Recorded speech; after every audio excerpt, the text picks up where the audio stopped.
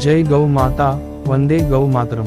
આજરોજ બહુચરાજી ખાતે આવેલું વેચર ગામ જ્યાં એક ગૌ માતાને એક્સિડન્ટમાં પાછળના પગે ખૂબ જ ઈજા થઈ હતી। રેસ્ક્યુ કરવા માટે એક ગૌ સેવકનો કોલ આવ્યો ને તરત શ્રી જીવદયા ફાઉન્ડેશન ગણેશપુરા કાલરી ની એમ્બ્યુલન્સ ગાડી રાત્રિ દરમિયાન ગૌમાતાને કેમ્પસ ખાતે લાવીને આગળની સારવાર પૂરી પાડી હતી।